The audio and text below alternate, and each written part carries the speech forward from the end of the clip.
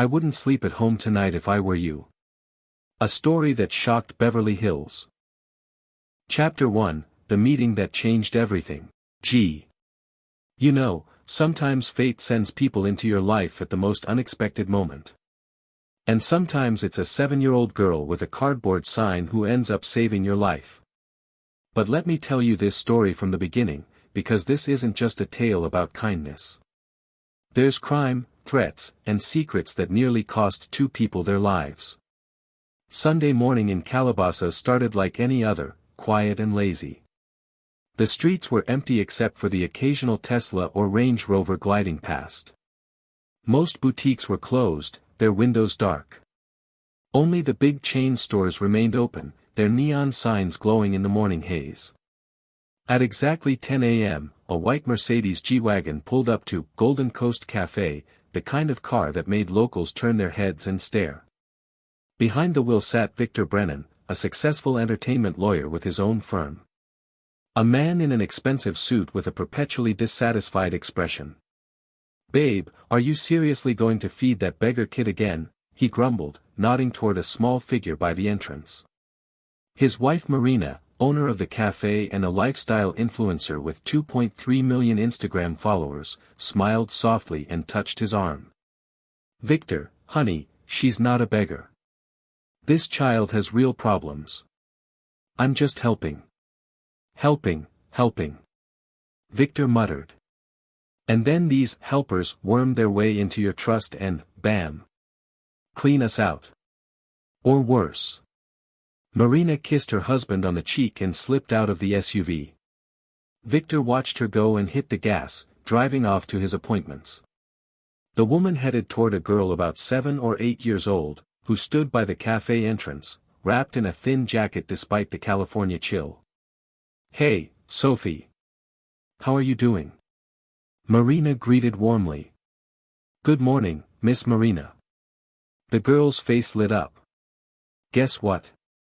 Grandma finally spoke. The doctors said she's getting better. Aunt Chen and I are going to visit her at the hospital tonight." "Oh my God, that's wonderful news." Marina crouched down to be at eye level with the child. "I definitely want to come with you. I really want to talk to your grandma." She took the girl's hand and led her inside the cafe. And this story had begun just 2 weeks ago. Looking at this little girl now, Marina had no idea that Sophie would become a guardian angel who would save her from death. But that moment was coming soon, and very soon she would have to choose, life or death. Chapter 2, How It All Started. Marina had just returned from a wellness retreat in Ojai where she'd been treating her chronic heart issues. Exhausted but refreshed, she stepped out at Union Station, pulled out her iPhone to call an Uber, and suddenly saw her, a skinny little girl with big, frightened eyes. The child stood near the waiting area entrance, holding a piece of cardboard with crudely written words in her trembling hands, "Please help buy medicine for my grandma." In front of her sat a coffee cup with a few coins and crumpled dollar bills. People walked past, some sighed sympathetically and tossed in change, others muttered indignantly, "Where's CPS? Where are the cops? This is outrageous, using kids to panhandle." Marina stopped. She'd always felt other people's pain more acutely than most, maybe because she couldn't have children of her own. 5 years of marriage to Victor, and nothing. Doctors just shook their heads. IVF hadn't worked. Adoption agencies had waiting lists years long. "Hi, sweetie," Marina said gently, extending her hand. "My name's Marina. How about we go somewhere and get you some real food?" The girl hesitated for a second, studying this stranger, but the woman's eyes radiated such kindness that Sophie instinctively felt, this person could be trusted. They got into an Uber and quickly reached the cafe. On the way, the girl suddenly pointed at an old apartment building that looked like it had seen better days. "I live there," she said quietly. "Really?" Marina smiled. "Then we're neighbors. My cafe is right around the corner." At the cafe, the staff was already having breakfast, but seeing the boss with a child, they quickly set up a table. Questions flew about the trip, her health. Marina answered briefly, then raised her hand for attention. Everyone, can I have your attention for a minute? This wonderful girl is Sophie. For a while, she'll be having breakfast and dinner with us. Please remember her face and treat her like family. Everyone exchanged knowing glances. They all knew their boss dreamed of having a child. And nobody was surprised she'd decided to help this poor little girl. But nobody knew yet what this would lead to. Ahead were events that would make their blood run cold. Chapter 3, Grandma's Terrible Secret. Sophie finished her croissant, drank her hot chocolate, and stood up with her plate and cup. Thank you, that was delicious. Where can I wash these? She asked, looking around. Marina intercepted the dishes from her hands. Sophie, honey, we have people for that. Just leave them, okay? But Grandma always taught me to clean up after myself, the girl frowned stubbornly.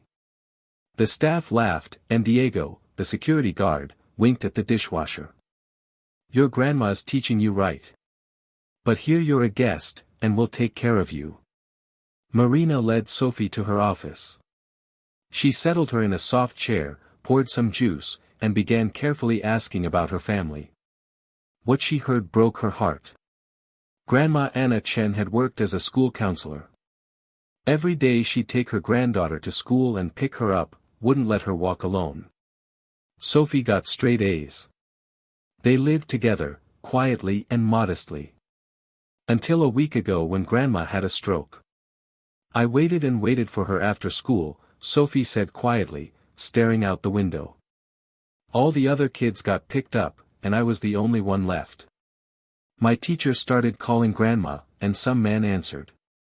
He said she'd been taken away in an ambulance. And then what happened? Marina asked carefully, feeling her throat tighten.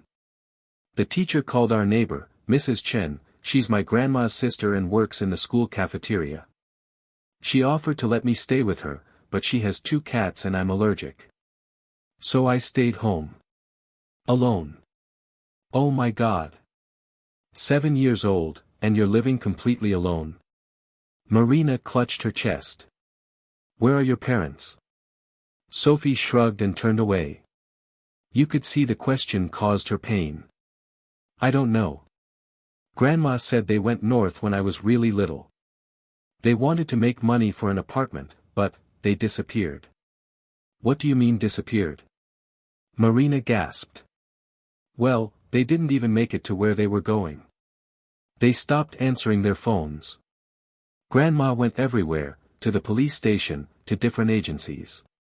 They told her, wait, maybe they'll show up on their own. But it's been 5 years, and they're still gone. Marina sat in silence, processing what she'd heard. What a nightmare, losing your daughter and son-in-law, raising your granddaughter alone, and then having a stroke yourself. And the stroke, is it forever? Sophie suddenly asked, and there was such hope in her voice that Marina wanted to cry. It's different for everyone, sweetheart. Some people recover, and others. Marina trailed off, remembering her own mother, who a stroke had taken at 50. The doctors said Grandma needs medicine for the rest of her life now, Sophie continued. Very expensive medicine. That's why I started collecting money. We lived on her salary alone, and now she can't work. And then Marina understood the full depth of the catastrophe. A lonely old woman with a granddaughter, no income, no official guardianship. If social services found out, they'd take the child to foster care. But the scariest part was yet to come.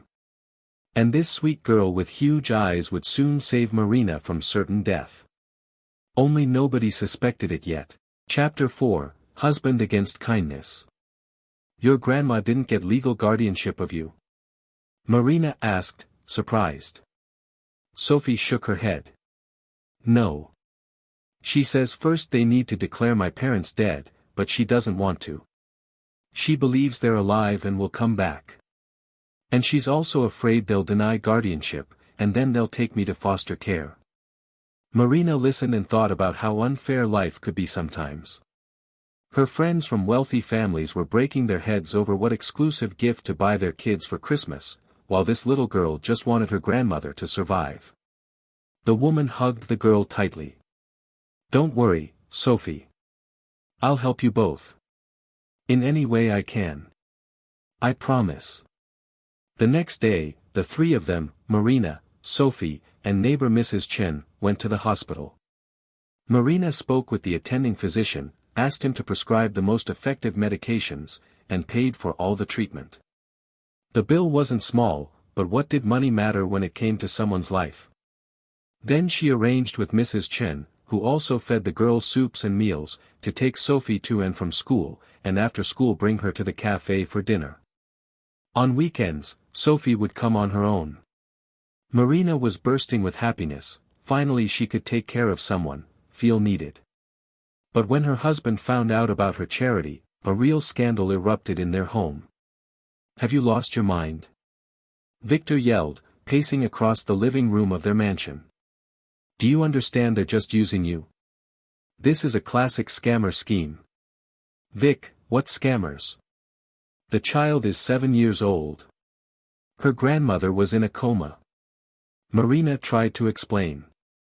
"Oh yeah? And how do you know this grandmother is really her grandmother?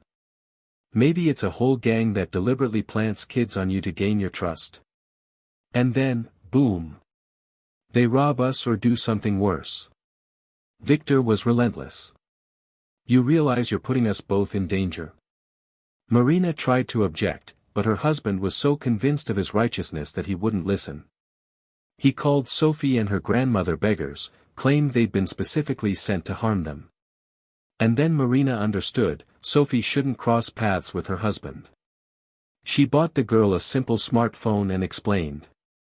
"Sophie, honey, let's have you only come after I call you." "Okay." "Okay," the little girl nodded obediently, but then quietly asked, "Maybe I shouldn't come at all? I don't want you and your husband to fight because of me." "Absolutely not." Marina hugged her tightly. "I just want us to be able to sit and talk peacefully. Without interference." The girl nodded. She really liked Miss Marina, beautiful, kind, businesslike. For some reason she reminded her of her mom, whom Sophie had only seen in photographs. And she wanted to see Marina more often. But the day she accidentally ran into Victor at the cafe entrance showed her something important. Sophie had come early on purpose to share the good news about her grandmother. But she couldn't help but notice how Marina's husband looked at her, with such irritation and even malice that the girl became frightened. "I need to be careful around this man," Sophie thought. And from then on, whenever she spotted that familiar expensive car, she'd hide behind trees or duck into a doorway. And one question kept spinning in her head, why does such a kind lady have such a scary husband? But very soon Sophie would get her answer. And what she would see would make her heart stop. Chapter 5, Bloody Secret on the Empty Lot. A few more days passed. Neighbor Mrs. Chen once suggested taking a shortcut from school through an empty lot, it was faster to get home that way. They turned off the sidewalk and walked along a worn path between bushes and young trees. It was a warm autumn day, the sun was setting, painting the sky in orange shades. And suddenly, as if from nowhere, 3 black SUVs with tinted windows pulled onto the empty lot right in front of them. They lined up in a row, blocking the path. Mrs. Chen instinctively grabbed the girl's hand. "Let's go quickly, don't look back," she hissed, and there was undisguised fear in her voice. They quickened their pace, almost running. But Sophie couldn't resist and looked back. What she saw made her heart beat faster. Several men in black leather jackets got out of the cars, classic gangsters from crime movies. They surrounded another person standing in the center, swaying. And that person was Victor Brennan, Miss Marina's husband. Sophie stopped dead in her tracks. The lawyer's face was battered, a bleeding wound on his cheek, hair disheveled, the sleeve of his expensive suit torn off. He looked like he'd already been beaten pretty badly. "Sophie, let's go." Mrs. Chen tugged at her hand, but the girl stood as if mesmerized. One of the gangsters, a large man with a shaved head, grabbed Victor by his jacket collar and pulled him close. His lips moved, saying something. Sophie couldn't hear the words, but she saw the lawyer shaking his head, refusing something. Then the gangster punched him hard in the stomach. Victor doubled over. Sophie's chest tightened with fear. But at that moment something clicked in her head. She quickly pulled out her smartphone and, covering it with her hand, turned on the camera. Her hands were shaking, but she managed to record a few seconds of video before Mrs. Chen literally dragged her away. "Are you crazy?" the neighbor hissed when they'd run to a safe distance. "If they'd noticed you filming, we'd both be." She didn't finish, but Sophie understood everything. That evening, lying in bed, the girl replayed the video 10 times. The sound was poor, but she could make out something. The voice of that same bald gangster said clearly, "Wednesday is the deadline. Got it? Otherwise you and your wife won't live." Sophie went cold. "Wife, that's Miss Marina. So she's being threatened too." The girl paced around her room, not knowing what to do. On one hand, Victor clearly didn't like her and wanted her to stay away from his wife. But on the other hand, Miss Marina was in danger. And Sophie made a decision. Tomorrow she would tell everything. But how? How to explain without scaring her completely? And most importantly, what if Miss Marina doesn't believe her? What if she thinks the girl made it all up? No, she needed to show the video. It was the only proof. But Sophie didn't know yet that her warning would save not only Marina and Victor's lives, but would also change many things in their fate. And for now there were only 2 days left until Wednesday, the deadline after which something irreparable might happen. Chapter 6, I wouldn't sleep at home tonight if I were you. The next day Sophie came to the cafe with a heavy heart. Marina greeted her as usual, with a warm smile, but the girl immediately noticed something was wrong. She was pale, with shadows under her eyes, and her hands trembled slightly as she poured tea. Sophie could see, Miss Marina was frightened. "Miss Marina, did something happen to you?" the girl asked carefully. Marina flinched and smiled tensely. "No, Sophie, everything's fine. Just a little tired, my heart's bothering me. Don't worry about it." Sophie could see, Miss Marina was frightened. "Miss Marina, did something happen to you?" the girl asked carefully. Marina flinched and smiled tensely. "No, Sophie, everything's fine. Just a little tired, my heart's bothering me. Don't worry about it." "Marina, I'm sorry. I wanted to tell you, but I was afraid. Your heart, you know yourself. I thought I'd handle it myself. But a hotel isn't an option. They'll find us easily there. So what do we do?" Marina's voice broke into hysteria. "Where do we run?" "Can't go to friends, I don't want to put them in danger," Victor said quickly. "Out of town, maybe we should go out of town." "No." Marina cried out. "There nobody will protect us at all. They'll catch up with us, and that's it. You know what? I have an idea." And she told him about Sophie, about her and her grandmother's small apartment near the cafe. "They definitely won't look for us there. Who would even think we're hiding at some little girl's place?" Victor was silent for a long time. Marina could hear his heavy, ragged breathing. "Okay," he finally forced out. "We'll leave the car in the garage. Slip out quietly, catch an Uber. Can you arrange it?" "Of course. I'll call right now." When Sophie learned that Miss Marina and her husband wanted to spend the night at their place, she was as happy as if she'd been given the best gift of her life. Great! A hotel would be really dangerous. There are so many different people there, what if someone sees and tells? Marina couldn't help but smile at the childish directness and nudged her husband with her elbow. "See how smart she is? Wise beyond her years." Victor said nothing, just shrugged, but something new flashed across his face, maybe respect. Or gratitude. You know, Marina, he said quietly. If we survive this night, I won't be against you adopting her. Marina's breath caught. Really? Really? The kid's actually pretty cool. She warned us, basically saved our lives. They agreed to move to Sophie's place late that evening. And for now they needed to plan everything carefully. And wait for Wednesday, that very day when the gangsters would come for them. Only they'd come to an empty house. But what would happen next? Would they believe Victor and Marina had died? Or would they continue the hunt? And most importantly, what did these criminals even want from them? Answers to all these questions would come very soon. And for now Marina was making the most important call of her life. Chapter 7, the night everything was decided. Marina was calling the security guard of their mansion, Andrew, a former Navy SEAL they'd hired a year ago after a series of break-ins in their neighborhood. Andrew, listen carefully. What I'm about to tell you might sound crazy, but this is a matter of life and death, she began, trying to speak calmly. I'm listening, Mrs. Brennan. Tonight people will come to our house. Dangerous people. They want to kill us. Silence on the other end. Are you serious? More than serious. I have video evidence. Victor and I won't be home tonight, but you need to set everything up as if we're sleeping in the bedroom. Make dummies out of blankets and pillows, whatever you can think of.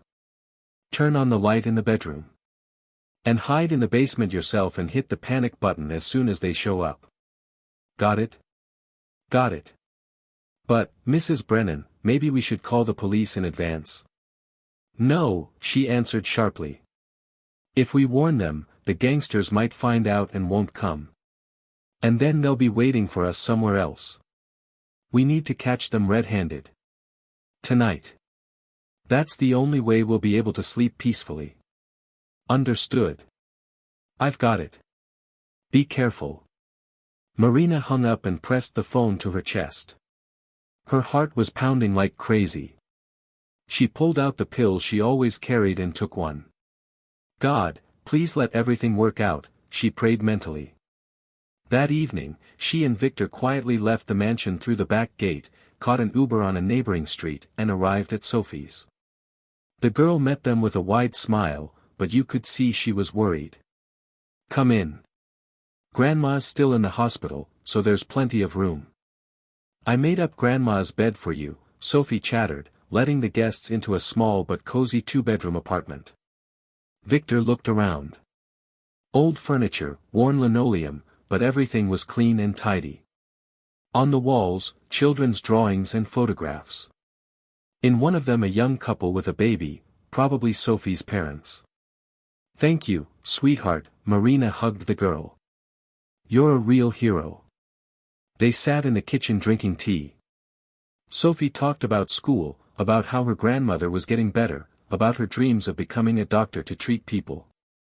Marina listened and smiled, but her thoughts were far away, there, in their mansion, where Andrew was now preparing a trap. Victor sat silently, staring gloomily into his cup. Finally he raised his head and looked at his wife. I need to tell you something, he said quietly. Sophie tactfully stood up. I'll go to my room and watch cartoons. When the girl left, Victor sighed heavily. Remember Konstantin Voronov? That producer. The one who produces those reality shows. Marina clarified. Yeah. 3 months ago he came to me with a request.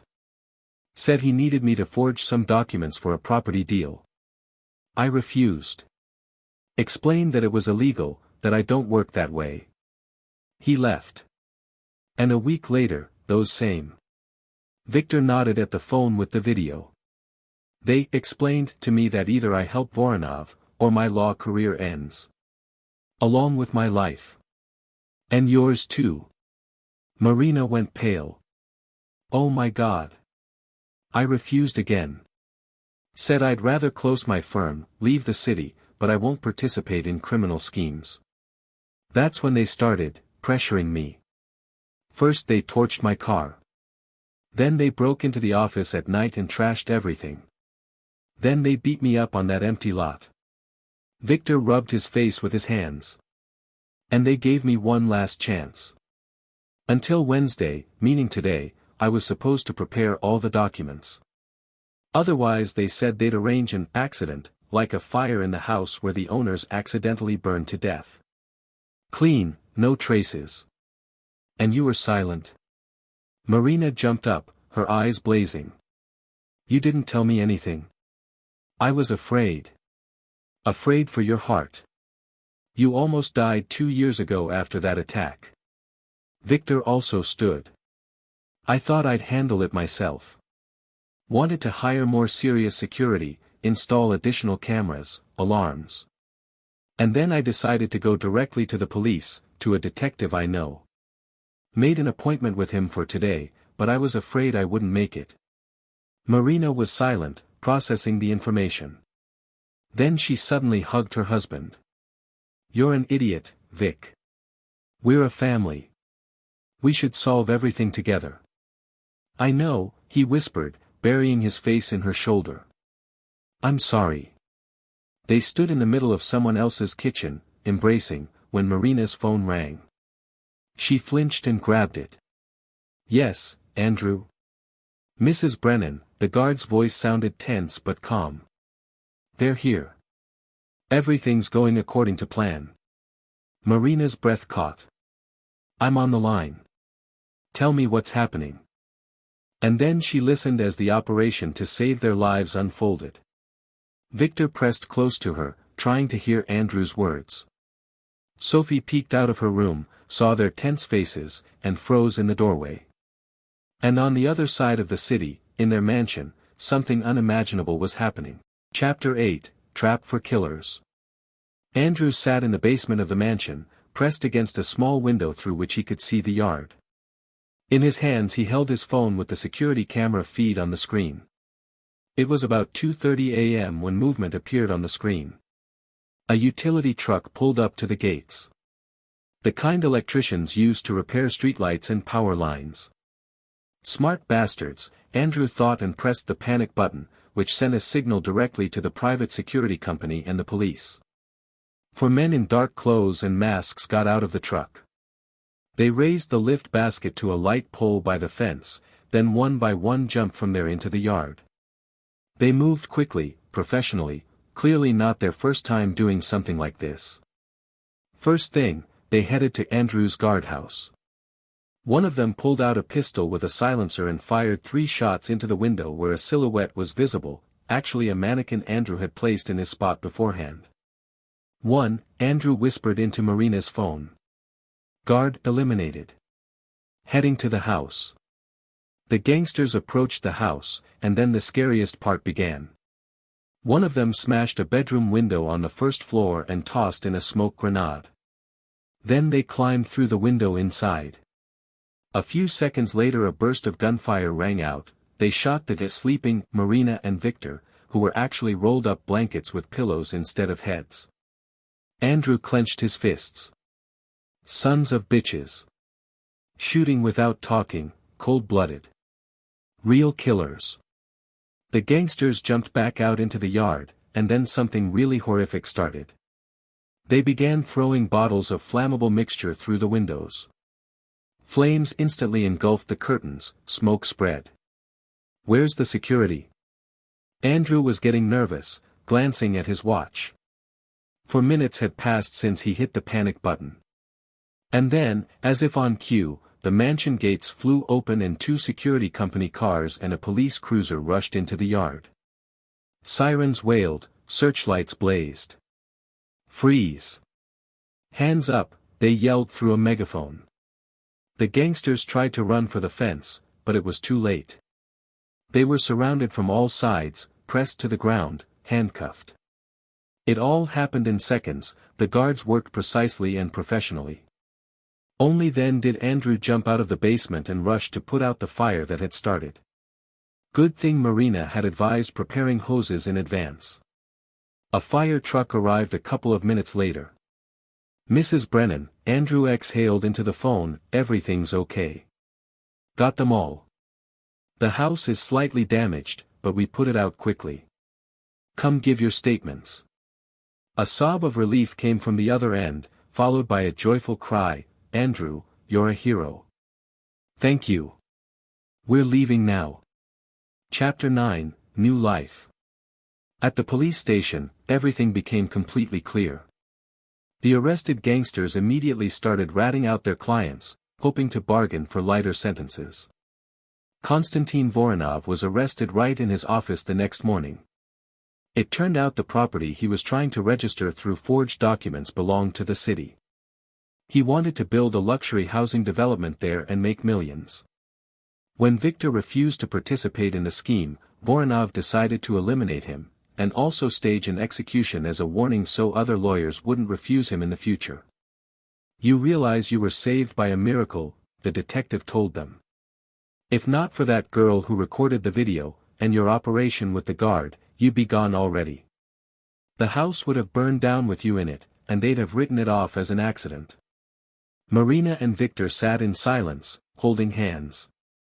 The realization of how close they'd come to death washed over them in waves of cold horror.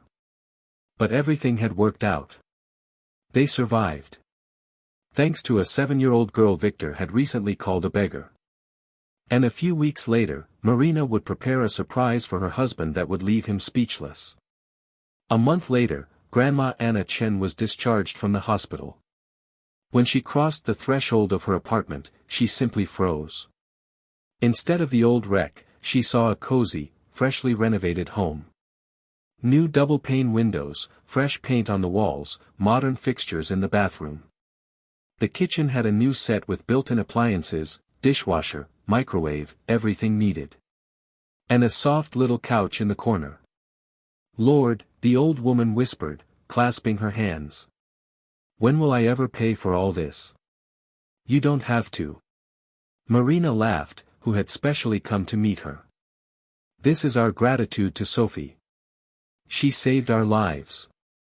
And our house also suffered from the fire, but they've almost finished the repairs there. We'll invite you over for a housewarming soon. Anna Chen couldn't hold back tears. She hugged her granddaughter and Marina, repeating, thank you, thank you, thank you. And when Marina shyly said she'd like to get legal guardianship of Sophie, Grandma cried even harder. But how? Is it possible if the parents, well, if they suddenly? It's possible, Mrs. Chen, Marina said gently. My husband's a lawyer, he checked everything. We'll arrange temporary guardianship, it won't change anything legally for you. Sophie will just have another mom and dad who'll take care of her. Especially since she's already asked if she can call me mom. The old woman nodded, wiping away tears. Of course you can. You're such kind people. You gave us a new life. Chapter 10, Happy End. ING. A few more weeks passed. Marina was driving home, to their restored mansion, in a new car Victor had bought to replace the burned one. She was smiling, humming something to herself. Life had become beautiful again. Voronov and his gangsters were on trial, facing serious time. Victor had been awarded for civic courage. His law firm had become even more in demand, everyone knew this man wouldn't compromise his conscience even under threat of death. And most importantly, they now had Sophie. The guardianship papers were already being prepared. The girl came to visit them every weekend, and sometimes stayed overnight. Victor, who had been so opposed at first, now bought her toys himself, took her to amusement parks, taught her to ride a bike.